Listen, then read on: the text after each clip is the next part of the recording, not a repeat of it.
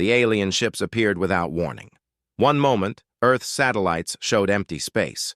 The next moment, 6,000 warships hung in the darkness above the planet like a swarm of metal insects. Their hulls were made of something that looked like crystal, glowing with a pale blue light that made them look like stars. Admiral Tay stood in the underground war room beneath Seoul, staring at the screens that showed the alien fleet. He was a tall man with gray hair and tired eyes. He had spent 40 years in Earth's defense force, but he had never seen anything like this. Around him, generals and politicians from every nation on Earth argued and shouted. Some wanted to fight. Others wanted to surrender immediately. Nobody seemed to know what to do. "They're broadcasting on all frequencies," said a young technician at her console. "Every radio, every television, every computer on Earth is receiving the same message." Tay nodded. "Play it." The message was simple and cold. It came in every human language at once, spoken by a voice that sounded like grinding metal. "We are the Vorathi Empire. We have ruled this galaxy for 3,000 years. We have conquered 400 civilizations. You will surrender to us within 72 hours. If you surrender, you will serve us as workers and soldiers. If you refuse, we will destroy your planet and everyone on it. These are your only choices." The room fell silent. Tay looked at the faces around him. He saw fear. He saw anger. He saw despair. But he also saw something else in a few faces. He saw determination. Commander Hana stepped forward. She was a small woman with sharp eyes and short black hair. She was the head of Earth's intelligence division, and she knew secrets that most people in this room could never imagine. She caught Tay's eye and gave a small nod. He understood. "We need to respond," said the President of the United Nations. "What do we tell them?" "Tell them we need time to discuss," Tay said calmly. "Ask for a meeting with their leaders." "And then what?" demanded a general from the European forces. "Our entire fleet is 800 ships. Most of them are cargo vessels and mining ships. We have no weapons that can fight these aliens. This is suicide." Tay looked at the man steadily. "We will not surrender." "Then we will die." "Perhaps," Tay said, "but we will die as free humans, not as slaves." The meeting continued for hours. Finally, the alien response came. They would send an envoy to meet with Earth's leaders. The meeting would happen in this very room. When the envoy materialized, it was like watching a ghost appear. One moment the air was empty. The next moment a creature stood before them. It was tall, nearly 3 meters high, with 4 arms and skin that looked like polished stone. Its eyes were like the eyes of an insect, with hundreds of tiny lenses that caught the light. It wore no clothes, only bands of metal around its limbs that glowed with symbols. "I am Envoy Thax," it said in perfect English. Its mouth didn't move. The words came from somewhere else, maybe from the metal bands. "I speak for the Vorathi Empire. You will give us your answer now." "We need more time," said the UN president. His voice shook slightly. "You have 72 hours, Thax said. "That is generous. Most species receive only 24. "Why do you do this?" asked Hana suddenly. "Why conquer so many worlds?" Thax's many eyes focused on her. "Because we can. Because it is the way of the galaxy. The strong rule. The weak serve. This has always been true." "And you believe we are weak?" Tay asked. "We know you are weak," Thax said. The alien made a sound like breaking glass. It took a moment for the humans to realize it was laughing. "We have studied your species for 10 years. We know everything about you. We know your technology. We know your weapons. We know your small fleet of 800 ships. You cannot fight us. You cannot hide from us. You cannot escape us." Tay walked closer to the alien. He was not a young man anymore, but he stood straight and tall. "You're right about some things," he said quietly. "But you're wrong about the most important thing." "What is that?" "You think you know everything about us." but you don't know what humans do when we have no other choice." Thax made that glass-breaking laugh again. "Brave words from a dead species. You have 72 hours. Use them to say goodbye to your families." The alien vanished as suddenly as it had appeared. The room erupted in argument again. But Tay turned to Hana and said quietly, "Is everything ready?" "Yes," she said. "We've been ready for 5 years. The crews are in position. The ships are hidden. All we need is your order." "How many?" 3 million personnel, 12,000 ships, all trained, all armed, all waiting." Tay closed his eyes for a moment. 50 years. 50 years of lies and secrets. 50 years of telling the world that space exploration was peaceful. 50 years of building weapons in the darkness where nobody could see. 50 years of preparing for a war they hoped would never come. "Contact all commanders," he said. "Activate Ghost Protocol." Hana smiled. It was not a kind smile. Finally. As she left to send the orders, Tay looked at the screens showing the alien fleet. 6,000 ships. They thought they had already won. They thought humans were primitive and weak. They thought this would be easy. Tay remembered something his grandfather had told him long ago. His grandfather had fought in the old wars back when humans only fought each other. He had said, "The most dangerous animal is not the tiger or the bear. It's the rabbit when you corner it. Because the rabbit knows it will die anyway. So it has nothing to lose." The Varathi had cornered humanity. They had given Earth an ultimatum with no good choices. They expected surrender or a quick defeat. They were going to learn what cornered rabbits could do. In orbit above Earth, the Varathi fleet waited. Their sensors showed nothing unusual. The small human fleet stayed in its normal positions. The planet below continued its routine activities. Everything was calm. They didn't see the signals racing across the solar system at light speed. They didn't see the hidden doors opening on the dark side of the moon. They didn't see the installations coming to life beneath the ice of Mars. They didn't see the massive structures uncloaking in the asteroid belt. They didn't see the Black Armada waking up. 72 hours, Tay thought. We'll be ready long before that. Commander Hana sat in a room that didn't officially exist. It was buried 3 kilometers beneath Seoul, deeper than the main war room. Only 12 people in the world knew about this place. From here, she could reach every secret installation that humanity had built over the past 50 years. She typed a single command: Ghost Protocol active. Across the solar system, things began to change. On the far side of the moon, where Earth's satellites never looked, massive doors began to open. They had been designed to look like natural crater walls. Now they slid apart, revealing hangars carved into the lunar rock. Inside those hangars, Lieutenant Yuna sat in the cockpit of her ship. She had been waiting for this moment for 3 years. Her ship was small and fast, built for one purpose: killing larger vessels. It was covered in material that made it invisible to most sensors. It had no name, only a number: Interceptor 7743. There were 40,000 ships exactly like it hidden in the moon's underground bases. Yuna's hands moved across her controls. She had practiced these movements 10,000 times. The ship lifted smoothly from its dock and moved toward the open sky. Around her, hundreds of other ships did the same. They emerged from the moon like a swarm of angry hornets. "All units, maintain stealth protocols," came the voice in her helmet. "Wait for the signal." Yuna smiled. She was 26 years old. She had been in the secret program since she was 18. Her parents thought she worked at a lunar mining colony. They thought she sent messages and videos from there. They didn't know the messages were fake. They didn't know she had been training for war instead. Far away, near Mars, Captain Wu stood on the bridge of something much larger. For 10 years, he had commanded what everyone thought was a mining station called Calypso.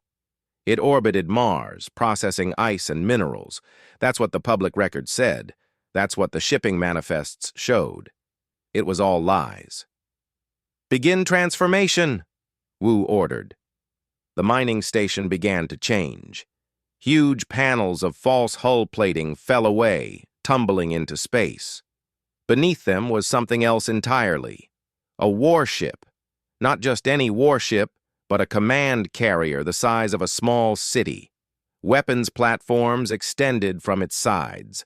Launch bays opened like wounds in its hull. Fighter craft poured out by the hundreds. Wu had 5,000 crew members. They had lived in cramped spaces, pretending to be miners for years. Some had been here for a decade. They had sacrificed their normal lives.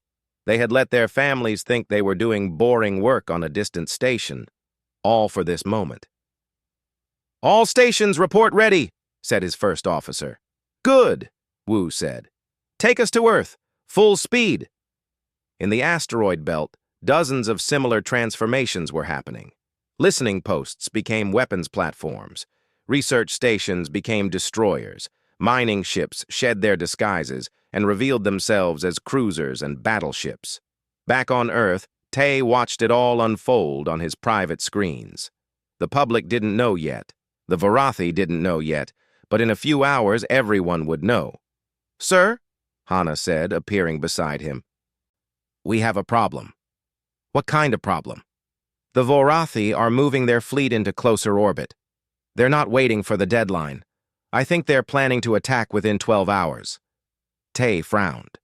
"That doesn't give us enough time. Half our ships are still moving into position." "I know, but we have another option." Hana pulled up a display. "We can activate the defense satellites early." "Those were meant for the second phase," Tay said. "I know, but if we don't use them, the Varathi might destroy our cities before our fleet arrives." Tay made a decision. "Do it." Around Earth, in positions that looked like space junk and old satellites, thousands of hidden weapons came online. They had been there for decades, disguised as broken equipment and abandoned hardware. Now they aimed themselves at the Varathi fleet. Aboard the Varathi flagship, Commander Krell studied the primitive planet below. He was a veteran of 200 conquests. This would be one of the easiest. The humans had no real weapons, no real fleet, no real chance. "Sir," said one of his officers, "I'm detecting unusual energy readings." "From where?" "Everywhere. All around the planet, it's like—" The officer stopped, staring at his screen. "Sir, those aren't old satellites. They're weapons platforms, thousands of them." Krell felt something he hadn't felt in a century: surprise. "That's impossible. We've been watching this system for 10 years. We would have seen—" The first missile hit his ship's shields, then a dozen more, then hundreds. "All ships, raise defensive screens," Krell shouted. "Return fire!" But the human weapons were different from what the Varathi expected. They weren't energy beams that the shields could deflect. They were solid projectiles, moving at incredible speeds. The shields had been designed for a different kind of war. One of Krell's destroyers exploded as a railgun shot punched through its hull. Another ship lost power as an electromagnetic pulse fried its systems. "This is impossible," Krell said again. "They're primitives." On Earth, Specialist Rin sat in a bunker beneath Tokyo. Her job was electronic warfare. She had 30 screens in front of her, each showing a different part of the Varathi network. She had spent 5 years learning how their systems worked, studying every piece of alien technology that Earth had secretly recovered over the decades. Now she went to work. Her fingers flew across keyboards. She sent false signals to the Varathi fleet. She made their sensors see ships that didn't exist. She spoofed their communications. She turned their own coordination systems against them. 2 Varathi cruisers fired on each other, each thinking the other was a human ship. A destroyer rammed one of its own support vessels, its navigation completely fooled. "Beautiful," Rin whispered, watching the chaos unfold. In space, Yuna and her 40,000 interceptors finally got their signal. "All units, engage!" The small ships dropped their stealth and attacked. They were fast, faster than anything the Varathi had. They darted between the large alien cruisers like minnows around whales. Their weapons were designed for precision strikes, taking out engines, sensors, weapon systems. Yuna targeted a Varathi battleship. She flew straight at it, her fingers steady on the controls. The battleship fired at her, but she was too fast, too small. She slipped past its defenses and launched her missiles at point-blank range, directly into its engine ports. The battleship shuddered and went dark. "Target destroyed," she reported calmly, already turning toward her next victim. Captain Wu's carrier group arrived at Earth 6 hours later. By then, the battle was already turning. The Varathi fleet, which had expected an easy victory, was in disarray. They had lost 300 ships. Their sensors were useless. Their communications were jammed. They were being attacked from all sides by an enemy they didn't understand. "All ships battle formation," Wu ordered. His carrier and its escort of cruisers and destroyers took position between Earth and the alien fleet. More ships were arriving every minute. Vessels from Mars, from the asteroid belt, from the outer system. The Black Armada was gathering. On the Varathi flagship, Krell stared at his screens in disbelief. Where there had been 800 primitive ships, there were now thousands of advanced warships. They moved with precision that spoke of years of training. They fought with tactics that countered every standard Varathi strategy. "Retreat to defensive formation," Krell ordered. "Request reinforcements from the Empire." But even as he gave the order, he felt something he had never felt before in 2 centuries of war: doubt.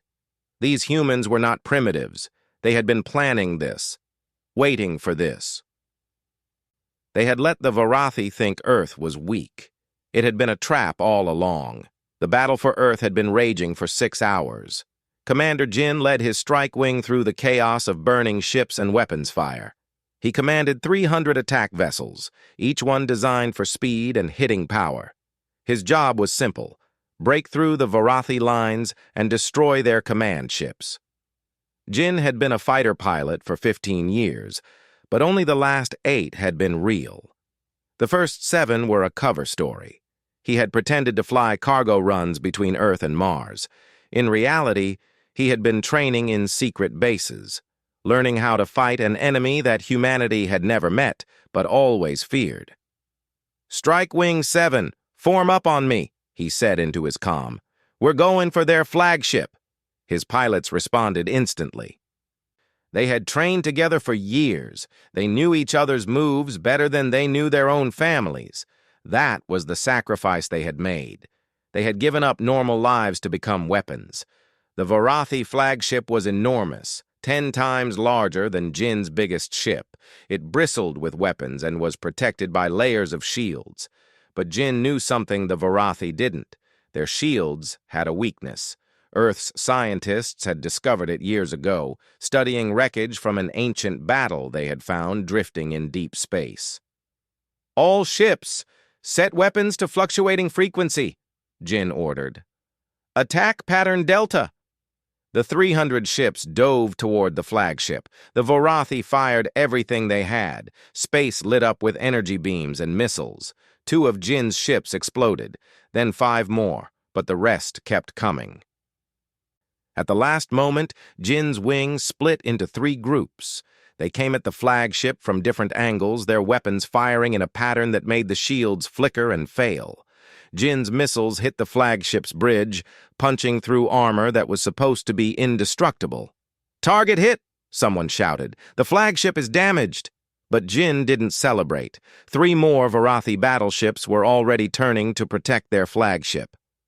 "All ships, evasive maneuvers. Get out of there." On the dark side of the moon, Lieutenant Yuna had been fighting for 8 hours straight. Her interceptor had destroyed 7 Varathi ships. Her hands ached from gripping the controls. Her eyes burned from staring at screens. But she didn't stop. A Varathi destroyer spotted her and opened fire. Yuna threw her ship into a spin, dodging the energy beams by centimeters. She couldn't fight something that big alone, so she didn't try to fight it. She led it. The destroyer chased her, firing constantly. Yuna led it straight into a cluster of debris from a destroyed Varathi cruiser. The big ship couldn't maneuver as quickly as her small interceptor. It slammed into a piece of wreckage, and its shields overloaded.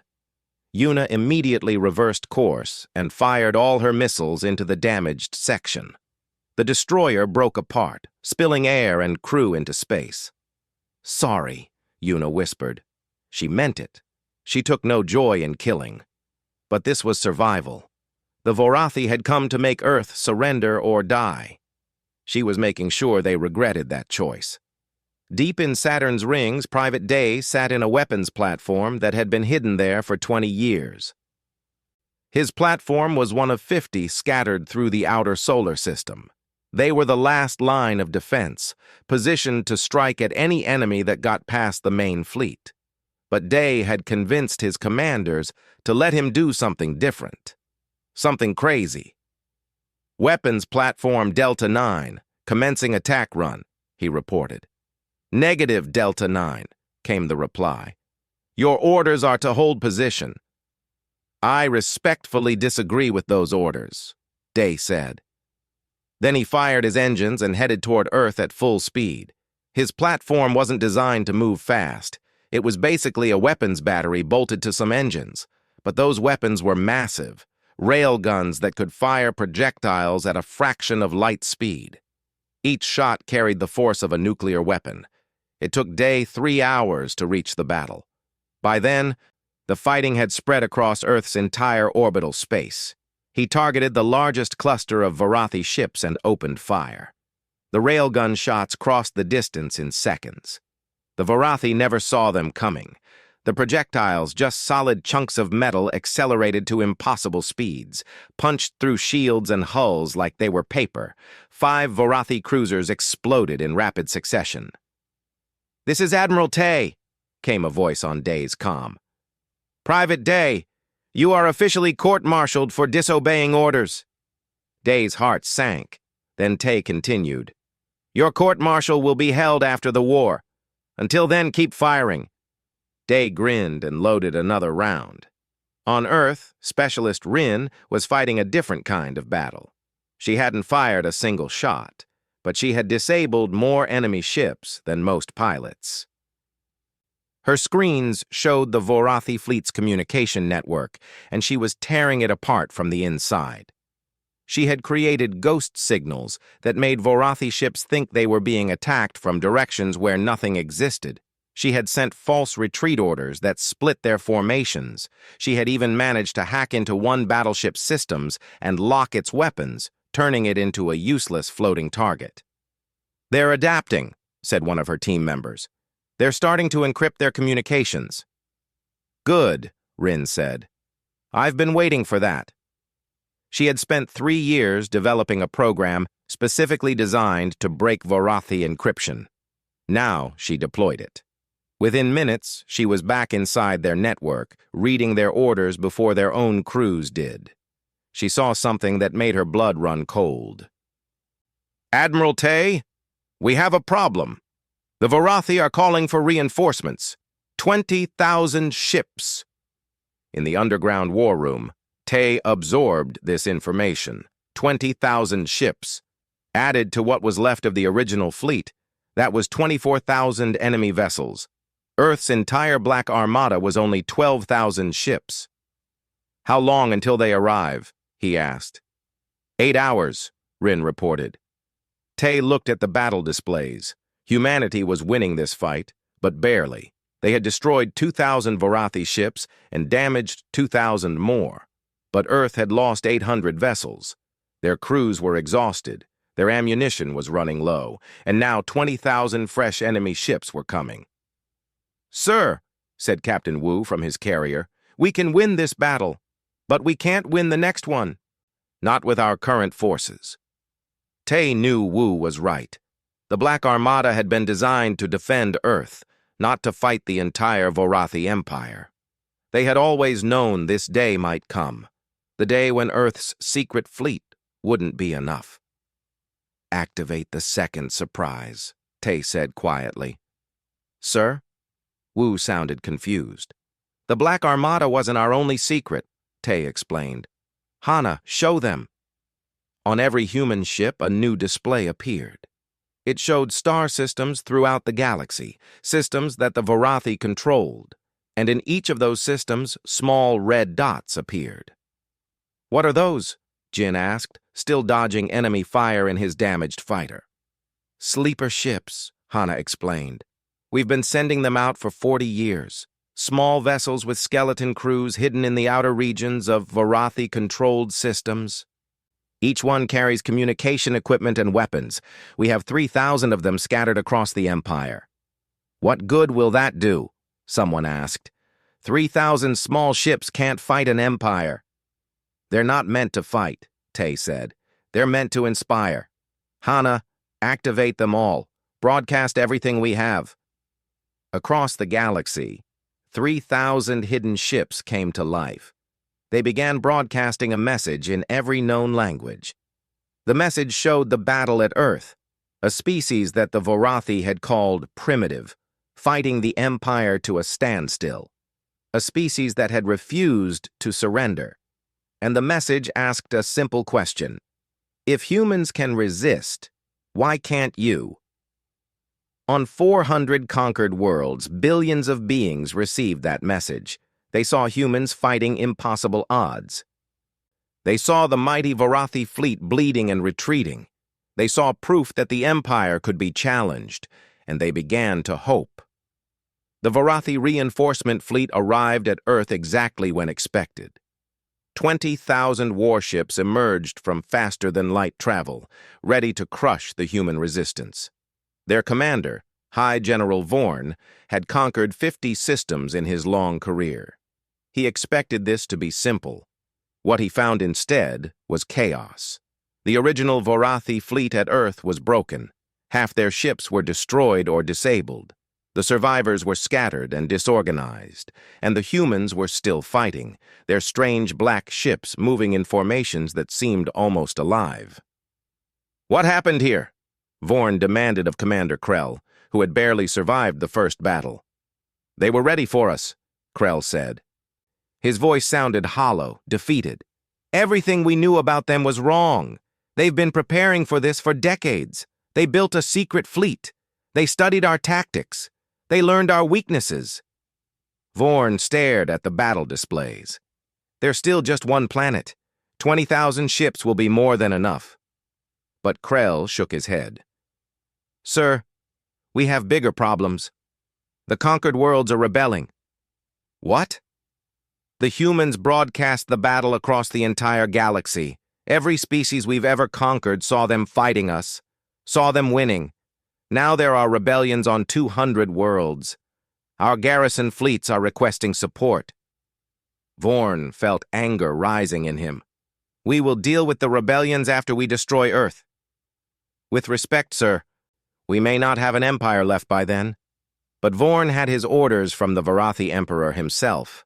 Destroy the humans, make an example of them, show the galaxy that resistance was futile. All ships, attack formation, Vorn commanded. We end this now. On Earth, Admiral Tay watched the new fleet arrive. 20,000 ships. His forces were exhausted, damaged, running low on ammunition. This should have been the end. But something strange was happening.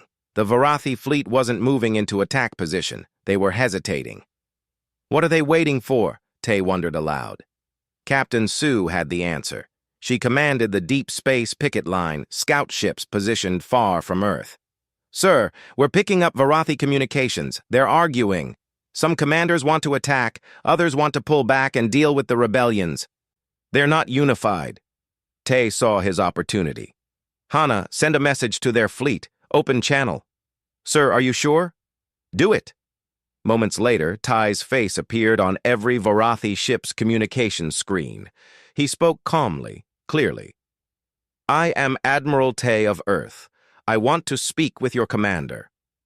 On the Varathi flagship, Vorn stared at the human admiral. You dare to address me? You who are about to be destroyed? Am I? Tay asked. Look at your fleet, General. Look at what's happening in your empire. You came here with 6,000 ships, and we destroyed half of them. Now you have 20,000. How many do you think you'll lose this time? 10,000? 15,000? And while you fight us, how many worlds will slip from your control? We will crush you, then crush the rebellions, Vorn said. But his voice lacked certainty. Will you? Tay leaned forward. General, I'm going to tell you something, and I want you to think very carefully about it. Everything you've seen so far, the Black Armada, our weapons, our tactics, that was our defensive force. What you haven't seen is what we built for offense. It was a bluff. Earth had no offensive fleet. The Black Armada was everything they had.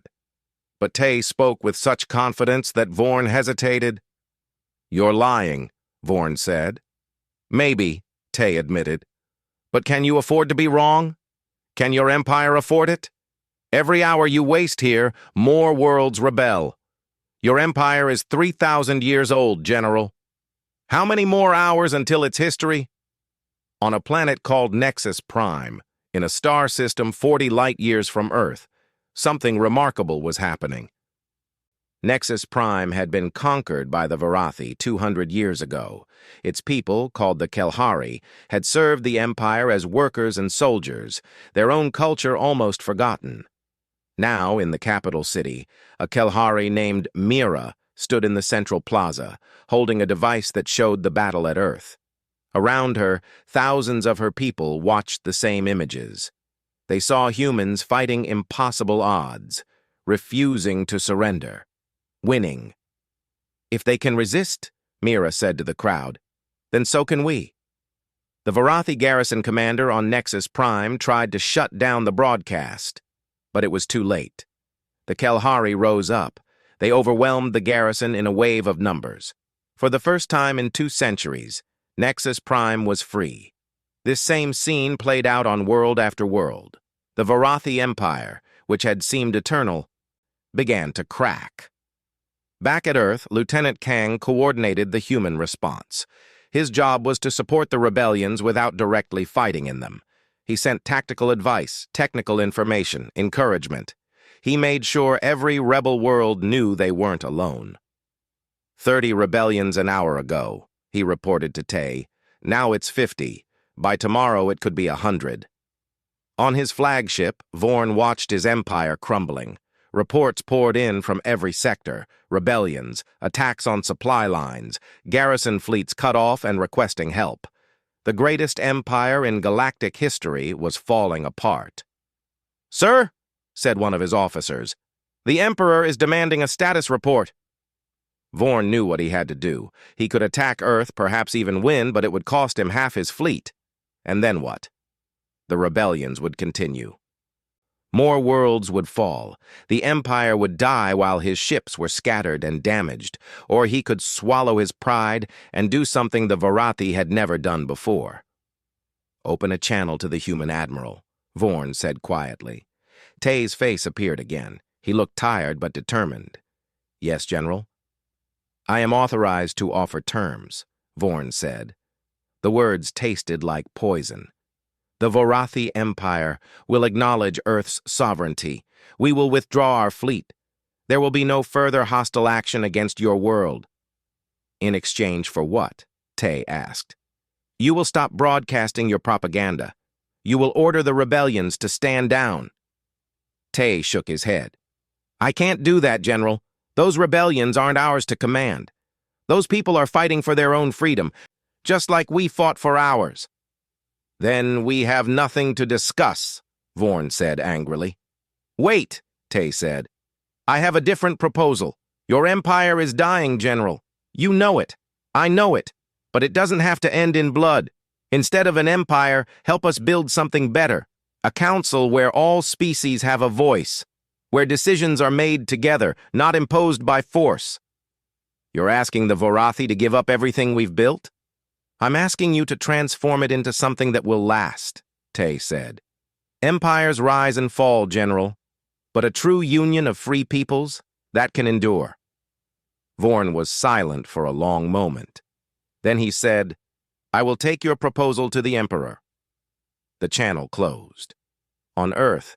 Tay let out a breath he didn't know he'd been holding. Commander Hana came to stand beside him. "Do you think they'll agree?" she asked. "I don't know," Tay said honestly, "but we gave them a choice. That's more than they gave us." 3 days later, the Varathi Emperor's response came. It was not what anyone expected. The Emperor himself wanted to meet with Tay, not on Varathi territory, not on Earth, but on neutral ground, aboard a human ship. Captain Wu's carrier, the Indomitable, was chosen for the meeting. Wu had his crew scrub the ship until it gleamed. This would be the most important meeting in human history, maybe in galactic history. The Varathi Emperor arrived with a small escort. He was ancient, even by Varathi standards, his stone-like skin cracked with age. He walked slowly onto Wu's ship and looked around with eyes that had seen the rise and fall of civilizations. "So," the Emperor said to Tay, "you are the one who broke my empire." "No, Your Majesty," Tay said respectfully. "You broke it yourselves, by ruling through fear instead of cooperation. We just showed the galaxy there was another way." The Emperor made that glass-breaking laugh. Bold words, but perhaps true ones. He looked at Tay for a long moment. "Very well. Let us discuss this council of yours." The negotiations took 3 months. Admiral Tay met with the Varathi Emperor 17 times, each meeting lasting hours. They argued about power, about justice, about the future of the galaxy. Sometimes the talks almost broke down completely, but they kept coming back to the table.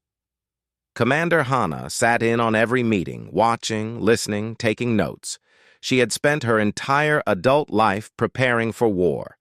Now she had to learn diplomacy. It was harder than she expected. "The Varathi want to keep their military," she told Tay after one particularly difficult session. "They say they need it to maintain order."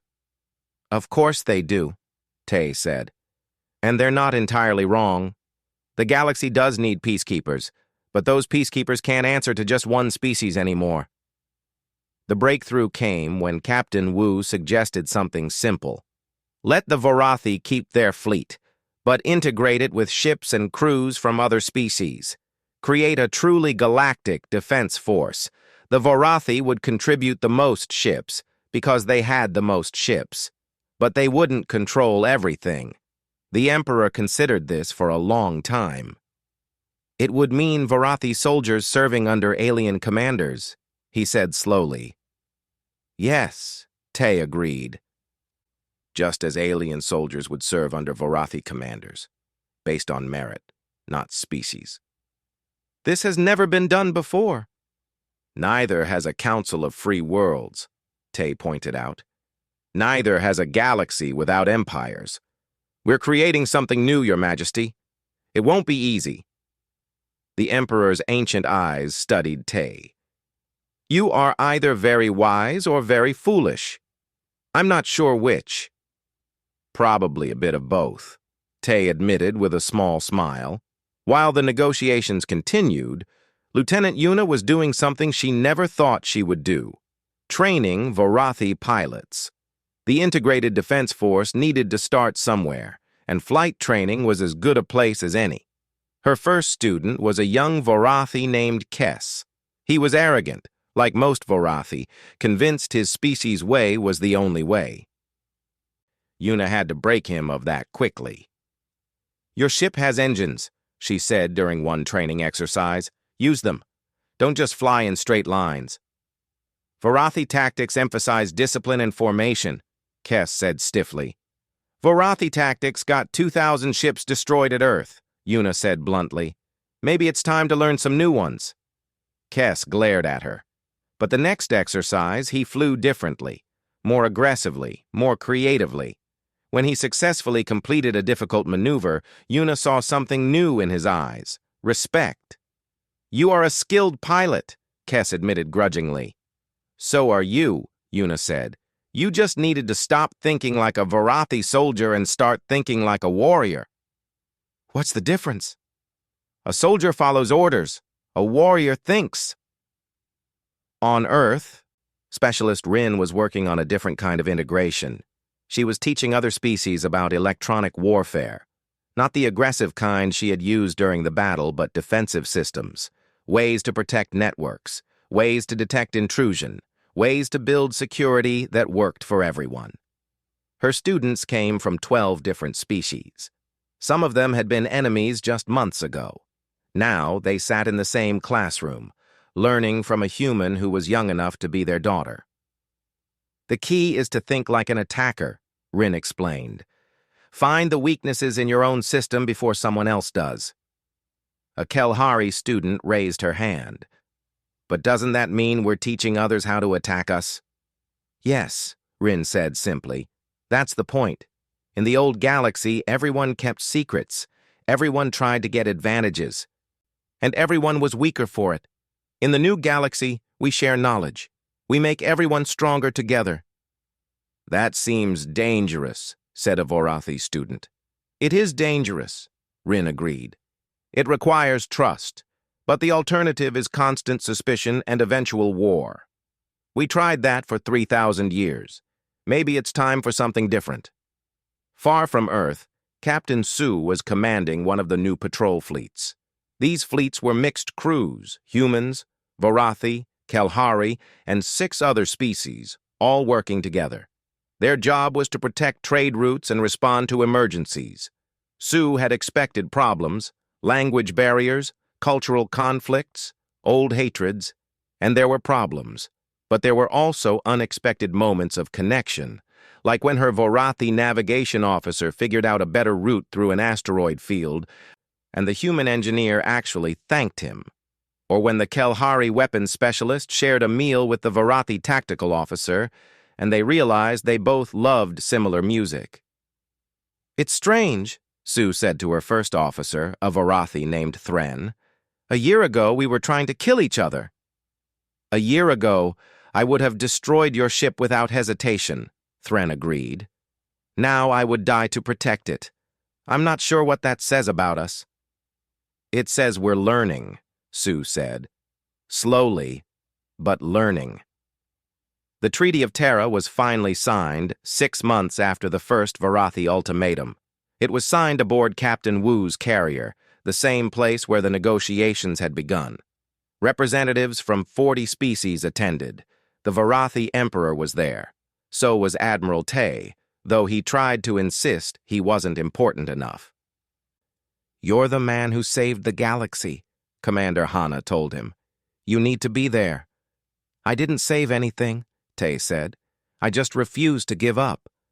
Sometimes, Hana said quietly. That's the same thing.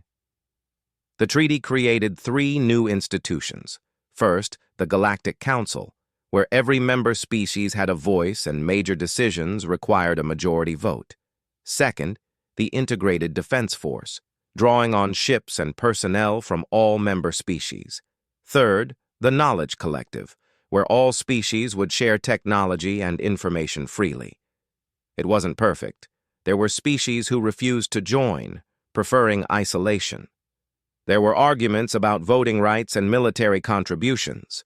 There were 1,000 small conflicts and disagreements. But for the first time in galactic history, hundreds of species were trying to work together as equals.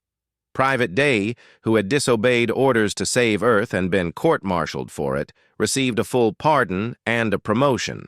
He was assigned to one of the new training centers, teaching young officers from a dozen species about weapons systems. I still can't believe they promoted me, he told Lieutenant Kang, who visited the training center. You disobeyed orders to do the right thing, Kang said. That's exactly the kind of thinking we need in the new galaxy. Or the kind that gets people killed, Day said. Sometimes, Kang admitted. But you trusted yourself when it mattered. That's what being human means. That's what we're trying to teach the galaxy. A year after the treaty, Lieutenant Yuna was flying patrol near Earth when she detected a strange signal. It was coming from deep space far beyond any known system. She investigated and found a derelict ship, ancient and damaged. Inside the ship, she found something that changed everything. Evidence of another species, one that had existed before the Vorathi, before any of the current civilizations. A species that had tried to unite the galaxy peacefully and had been destroyed for it. She brought the evidence back to Earth. Admiral Tay, now head of the Galactic Council's Security Division, studied it carefully. "They tried what we're trying now," he said to Hana, "and they failed." "They failed because they were alone," Hana said. "We have allies. We have 40 species working together. That's the difference." "Is it enough?" "I don't know," Hana said honestly. "But it's more than anyone's ever had before." Tay looked out at Earth, at the orbital platforms where ships from a dozen species came and went freely, at the training centers where former enemies learned to work together, at the council chambers where voices that had never been heard now helped shape galactic policy. "My grandfather told me a story once," Tay said, "about cornered rabbits, how dangerous they become." "I remember you mentioning that," Hana said. "But he also told me something else. He said the rabbit that survives doesn't just escape. It remembers. It prepares. It makes sure it's never cornered again." Tay smiled. "We were cornered. We survived. Now we're making sure the entire galaxy is never cornered again." High above Earth, the Black Armada maintained its vigil. The secret ships were secret no more. They flew alongside Vorathi cruisers and Kelhari frigates and vessels from a dozen other species. Together, they protected the fragile new peace. And in hidden shipyards throughout the solar system, humans continued to build. Not because they expected war, but because they had learned the most important lesson: hope for peace. But prepare for anything. The Vorathi had demanded Earth's surrender. Instead, the Black Armada had ascended. And in ascending, they had lifted the entire galaxy with them. It wasn't the end of conflicts. It wasn't perfect harmony. But it was something better than what came before. A chance, a choice.